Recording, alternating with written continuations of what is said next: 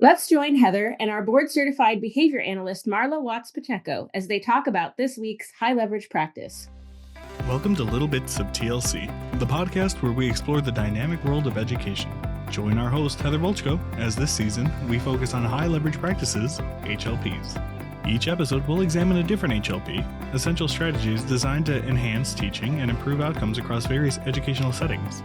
These practices focus on collaboration, assessment, social, emotional, behavioral support, and instruction, benefiting all K-12 students. I hope you're ready to be both challenged and inspired, because this season is all about mastering the HLPs. This is Little Bits of TLC. Looking for something that actually fits your life? TLC University is here for that. Each week, we spotlight something different. A webinar with real-world insights, a hangout-style interview, and a hands-on workshop or a Q&A where we answer your questions. It's flexible, it's self-paced, and most come with CEUs. So whether you're looking to grow, reflect, or just listen in, there's something here for you. And it's all in one place. university.thresholdlearning.org. That's where you'll find show notes, professional blogs, a full catalog of ACE-accredited courses, and downloadable resources. It all just keeps growing. So whether you're walking the dog, commuting, or taking a breather between the daily grind, TLC University meets you where you are. Head to university.thresholdlearning.org and check out what's new this week. See you then. Scaffolded supports provide temporary assistance to students so they can successfully complete tasks that they cannot yet do independently and with a high rate of success. Teachers select powerful visual, verbal, and written supports. Carefully calibrate them to students' performance and understanding in relation to learning tasks. Use them flexibly, evaluate their effectiveness, and gradually remove them once they are no longer needed. Some supports are planned prior to lessons, and some are provided responsively during instruction. So this week we are talking about high leverage practice number 15, providing scaffolded supports. And Marla, for you in the life skills population, there are so many things that go well beyond just instruction that can also catch the behavioral momentum to really help our students get through things. So for you in your practice, what does this look like? It can look different for many of our students. I think when I think of scaffolding, and that's something that I think it's a term that I've heard more in education than like as a BCBA, like working in home or a clinic, but we do it. We just perhaps call it different. But essentially, like scaffolding for me, just I look at it as like, how are we providing the supports for this student, right? We start with what is a student capable of doing, right? In that moment, like what skills are they lacking? What skills or supports are like helping them in that moment? And where can we go from there? So I think it depends for every student, but sometimes I see this as like a picture sequence strip, right? I think of my life skills, my post-secondary students, right? Where we're working on like teeth brushing, toileting, doing laundry, things like that. Like, what are we doing for them to hit success so that way they can be doing the skill independently? And so I think of that, like there's a picture sequence strip that we have of a student that we're currently working with him holding a toothbrush and like brushing his teeth. We have another student where we're doing that with laundry. So it's different types of skills, right? We also use it with like specific prompts. So like we used to have a student right now that we're teaching him how to use his device because he didn't really have a functional way to communicate. And so we were using kind of scaffolding, I don't know, like through errorless learning, like, okay, like right now, this is a step we're going to do. We're going to go ahead and reinforce as soon as we prompt him to hit the word no or yes. And then we're going to build it from there. So I think it kind of looks different for the students that you're working with. I also think when I hear the word scaffolding, I also think of like a task analysis of like, how are you breaking the skill down in a smaller way that the student is going to hit success, and then you build from there and you shape their behavior until they're able to exhibit that behavior independently and appropriately. But that's kind of where my mind kind of goes to too when I think of scaffolding. Oh, for sure. And I think you threw out the word errorless learning. So I want to circle back on that for a second because I think that's a behavior analysis word that isn't always an education word. So walk me through, what is errorless learning? How does that work? So errorless learning in layman terms is there's no chance for the student to exhibit an incorrect behavior because you're giving that prompt immediately. And then you're fading that prompt throughout. So you kind of start with the most intrusive prompt, and then you kind of fade out to the least intrusive prompt until they're able to exhibit that skill independently. So for example, Or the example that I said just a few minutes ago about a student, he didn't really have a way to communicate other than through his behaviors, which wasn't functional and wasn't safe. We said, okay, like we're going to teach him how to tolerate the device and then teaching him how to say no, because essentially he didn't really want us in his space. And his way of communicating was by pushing us away, right? So errorless learning, I propose that like, okay, we're going to teach him how to say no on his device through errorless learning. So what does that mean is that you're going to go in there near his space. He's perhaps already exhibiting some type of vocalization, and you're going to go ahead and prompt him to say the word no, and then you back off. And then you wait for maybe 5 minutes, and then you go back again, and then you do the same thing until eventually, like, and there's a specific criteria that we have, and then we move up to the next step. So that's kind of what errorless learning is. Again, just to kind of quickly summarize it, it's just basically you're providing prompts immediately, and there's no room for error for the student to exhibit because you're providing that immediate support.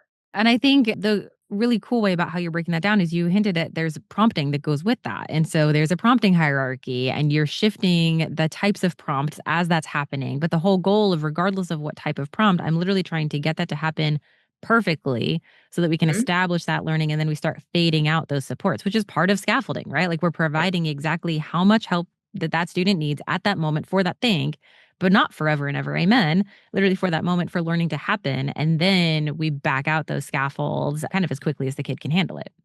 Correct. And that's where data is important of when you are going to make that decision like, okay, I think we're ready to move up or we're ready to fade this prompt out. And so for this specific case, we started with errorless learning, right? Like where we're giving him that immediate prompt. And so after a week of collecting data, we saw that he was exhibiting that skill with no issues at above 80%. So we're like, okay, we can go ahead and start moving it to, we were delaying our prompt to maybe like to 5 seconds. And so we did that. And then every week when we would collect data, depending on the data, as a team, we will make that decision like, okay, I think he's ready for the next step. And so scaffolding, it's important. We see it happen through all of these examples that we just talked about, but I think you also need the data to back you up to show you when it's time to introduce the next step. And so I just kind of want to mention that because yes, errorless learning, it's helpful, it's useful, and our goal is to always fade. But sometimes there's good questions like, well, when are we going to do that? And it really just depends on the data. And and the beauty of it too, Heather, is that like it's behavior, right? Like if you don't get it in a week, that's okay. You keep working on it. And if things perhaps just don't go the way you plan it, it's a forgiving process. You can always go back and fix it. But I think sometimes we get caught up on that, like, well, he's not exhibiting this, and we're giving him prompts, and it's like, yeah, but like, give it time. Like, we're competing against a learning history where this worked all the time, and now we're trying to kind of break the habit and build a new one.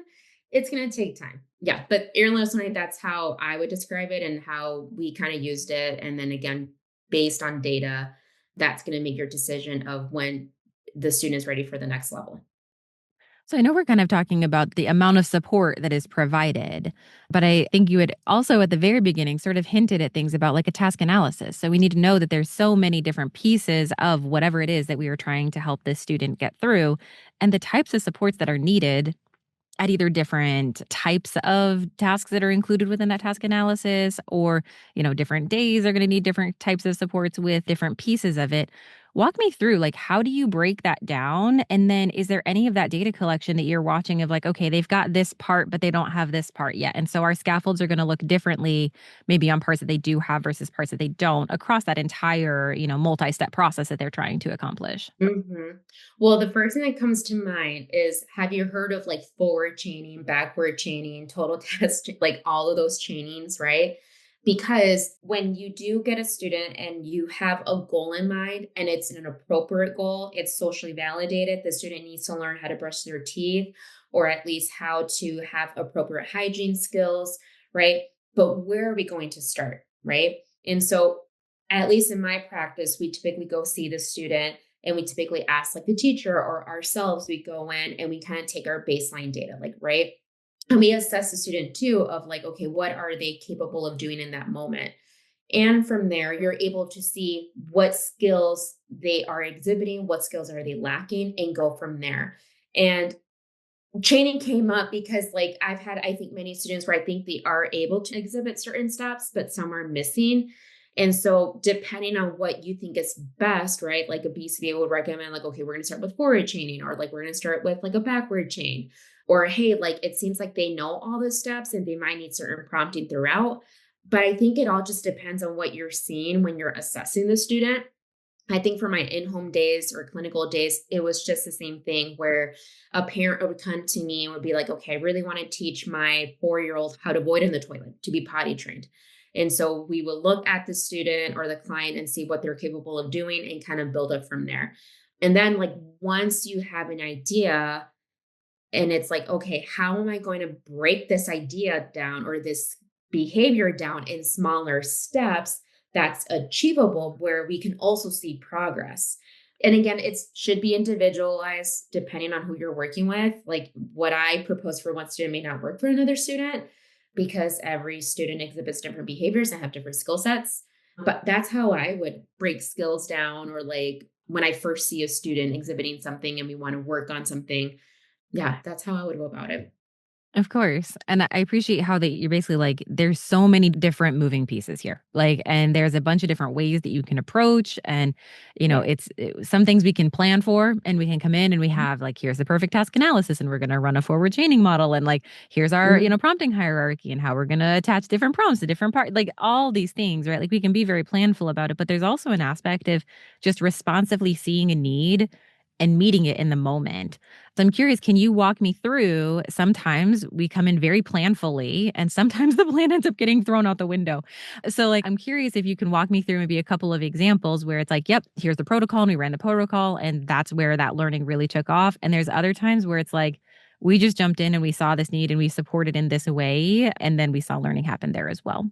In behavior, like you can go in with the most perfect plan. And then you're like, wait, what? Like this is happening now. And but an example that's coming to mind right now is okay, so like with the student that I was mentioning earlier about teaching him an appropriate way to communicate.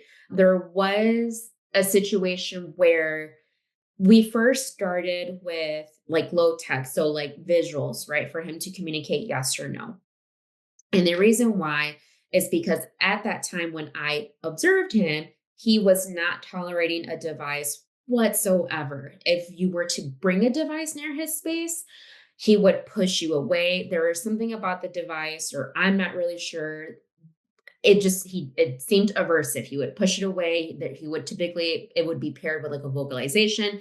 You can obviously read like this is something that he just perhaps doesn't like. And so we started with visuals, and that he was receptive to. He was okay with that.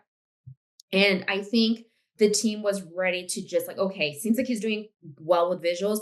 Let's go ahead and jump into the device. And it's like, I'm not sure. But at the end, I think we decided as a team that we were going to do that. And then we saw, I mean, you can literally see it on a graph where his communication skills were growing. Like he was exhibiting yes and no. And then once the device was introduced, you see the trend going down. And you're like, okay. And so that was a moment where we're like, okay, this is perhaps too big of a jump. Maybe let's still have the visuals present and we can have the device there and still model by using the device, but he can still communicate by using his words. And so you're kind of pairing that a little bit, and then we'll kind of see where it goes from there. And this was just like not too long ago. So we will be meeting soon about that to see the data of how he's been responding. But we did have that little hiccup there where maybe we jumped too far ahead and by using the device, and maybe we should have, waited. But again, data's going to help us make that decision too. For sure. So before we wrap up, I want to make sure that we also have a little bit of conversation around when maybe adults think that they're being helpful, but sometimes they're actually being too helpful, and the students aren't showing these skills, right? We're talking about all these different ways that as adults we're setting up the environment, we're setting up the instruction, we're providing the reinforcement and the opportunities for responding, like all of these things so that our students can show up so successfully. Especially we're talking about errorless learning, right? Like kids should be perfect all the time. Well, not necessarily, right? Like our goal is that independence, and how are we watching that? So I want to make sure that you have a little bit of time here at the end of this conversation to share, like, when is it maybe too much? When are adults maybe overstepping and not actually just scaffolding that support for that student? Yeah, I laugh because like the way you said it, like, when folks are just providing a little bit too much more support than needed. I think you said that very nicely. And you're gonna see that happen not just in schools, but like in home with parents or with grandparents or like in clinics as well with certain staff. It happens, right? And I think it just starts by having a conversation, right? And like presenting your idea and hearing them out, right? Of why this is happening. I do think of a situation that we had with another multidisciplinary member where great intentions were there, right? Like, I know she meant well, but her theory of wanting to do something with his device was a little bit too much, I thought. Now, again, like, I'm not a speech therapist, like, I'm a BCBA, but I'm a team player. I love to collaborate. But I think it was going to take the data to really make that decision like, hey, I think this is why maybe introducing the device was not going to be a great idea. I think that is the end goal. We want to get there, but I don't think that this is the next step. I think that step's going to come later down the road. I also think of like parents as well, where like maybe sometimes with the grandparents where they want to provide all the support in that moment. And it's like, yeah, but we kind of have to like, wait till he does the first or second step. And then we can go ahead and reinforce in the third step. I laugh and I'm smiling as I'm saying this because like I know great intentions are there and they mean well, but I think like we just need to have like honest conversations and be respectful and kind to each other of like why perhaps that may not be working. But I don't know if you would agree too, Heather, but I think it just kind of it starts like that. And thankfully, I think at the end of the day, we end up working things out because we do really have the best interests of the student and the client. Oh, of course. And I mean, I think in my mind, some of the things that are coming to mind is when staff are thinking of like all of these strategies and supports and these scaffolds that we can put in place to support students. But at a certain point, then we watch that shift over into like learned helplessness with our students, where it's like, Yeah. well, now they've learned how we support them. They Yes. haven't actually learned what we are trying to get them to learn through That's true. leveraging those Yeah. supports. Yep, that's very true. Where like you are providing too much. And there was another situation that we ran into where I think environmentally there was a lot of support. And I think the teacher, again, great attention, she meant well. But I know we would walk in, I'm like, there's a lot going on here. Like, like it's kind of a little overstimulating, right? And it was all great things, right? But what we wanted the student to do was still not happening. And so we kind of had to look at the environment and be like, look, I know this is here for this support, this is here for this support, and I get it, but like I think this might be like overdoing it a little bit, where like I don't think like the students really like it's not really capturing what you want the student to do because I mean the data is still showing that this behavior is still happening, right? And so I think yeah, that's a very good example that you just brought up because I think I've seen that before where there's like a lot of supports and it's great and it looks awesome, but it might be like the students still not doing what we want them to do. So that's going to start a conversation where there needs to be a conversation of, okay, something needs to change here. What is that going to be? Well, thank you so much for taking the time to have this conversation with me all about scaffolding supports. In the world of behavior analysis, we have a lot of tools that go into kind of the learning process, where in education, a lot of times we'll see things that leverage more in that instructional process. And together, it's all scaffolding. So thank you so much for having this conversation with me today. Thank you. Working with students who need long-term individualized support? Project Base is a 4-strand project designed for educators in self-contained classrooms serving students with low incident needs. You'll get step-by-step guidance on building a program that focuses on communication, daily routines, and real-world skill building. From setting up the classroom environment to designing personalized plans, this course helps you create a space where your students can grow and succeed in school and into adulthood. Led by Chris Zielinski and Carly Dietz, Project Base offers practical strategies, case studies, and planning tools to help you confidently support your students every step of the way. If you're ready to strengthen your program and build something that lasts, this project is your next step. If you're supporting emotional or behavioral needs in general ed or resource classrooms, Project Thrive helps you keep learning on track. And if you're in a therapeutic or alternative setting, building something from the ground up, Project Onward offers the structure and tools to do it well. Head to university.thresholdlearning.org to meet your team and begin building your home base today. Scaffolding supports, whether unplanned or offered in the moment, are vital in guiding students as they develop independence in their learning. These supports are gradually withdrawn as students become more proficient, allowing teachers to shift responsibility to the students themselves. This process, grounded in Vygotsky's concept of the zone of proximal development, is about giving students just enough help to tackle tasks they wouldn't yet be able to complete on their own. These supports can take many forms, from dialogue and feedback to physical materials and even technology. The effectiveness of scaffolding supports relies heavily on the teacher's deep understanding of both the task at hand and the student's evolving abilities.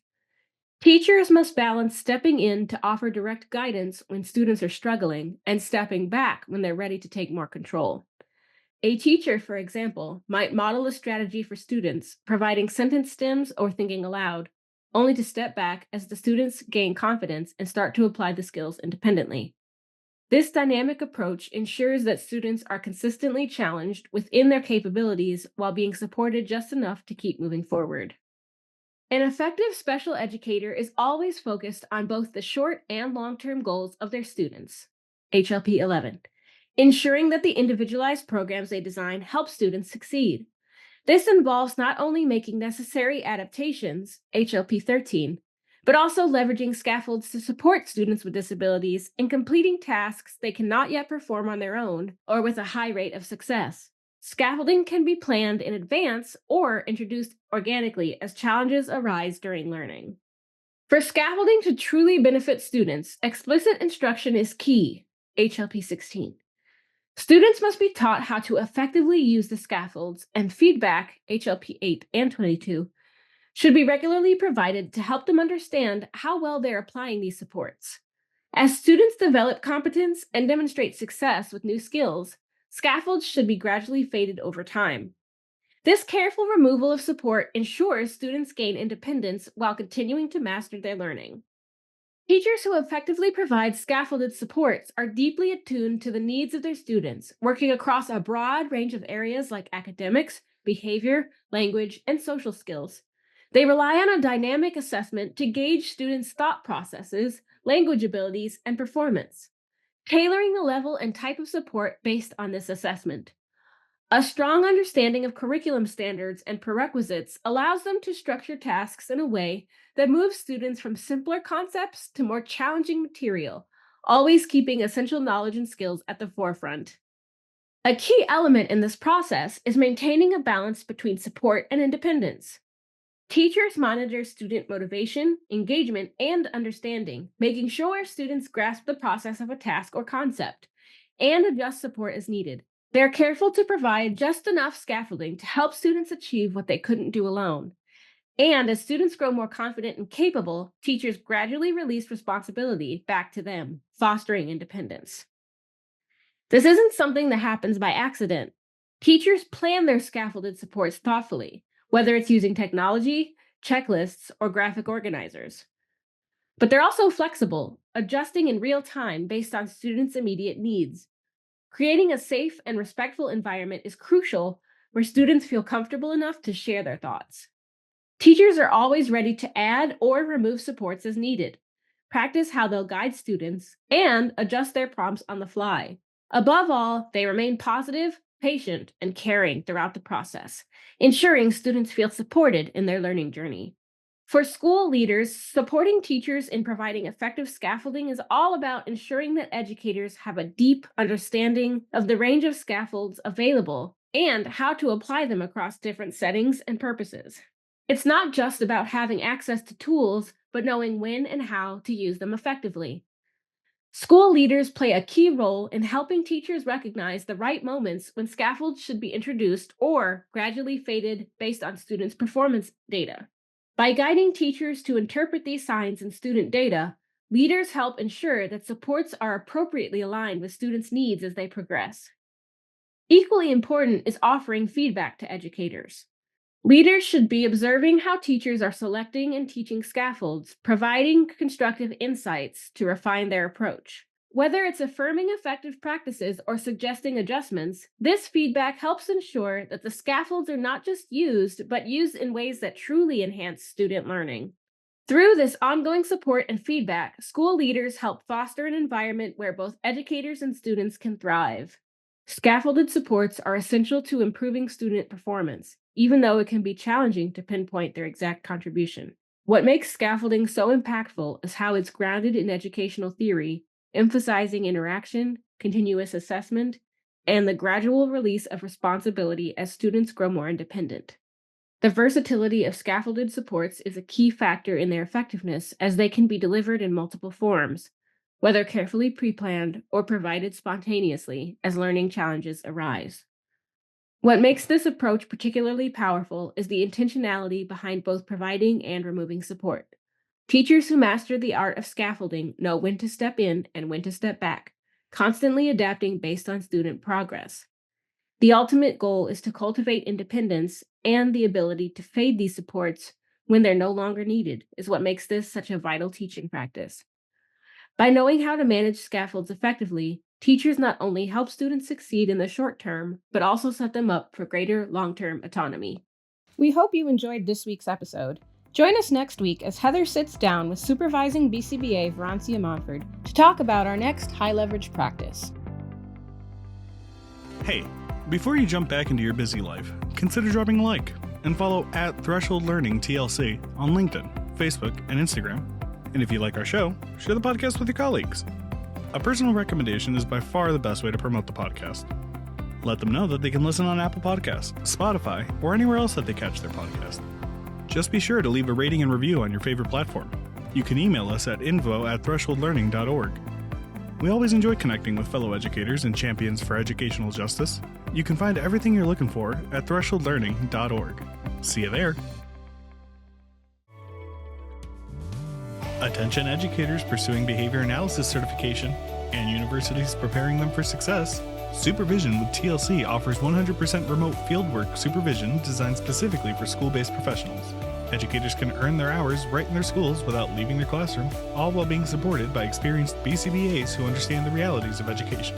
With month-to-month scheduling, affordable rates, and both live video and asynchronous chat, our fieldwork supervision model is designed to fit into your life, not the other way around. We also invite universities to enhance their graduate programs in partnership with our team of practicing school-based BCBAs. Our fieldwork supervision model keeps students on track for certification by helping them connect their practice to all exam domains so that they can confidently pass the exam. Explore more at university.thresholdlearning.org/supervision or email supervision@thresholdlearning.org to connect. Supervision with TLC, where educators grow into behavior analysts.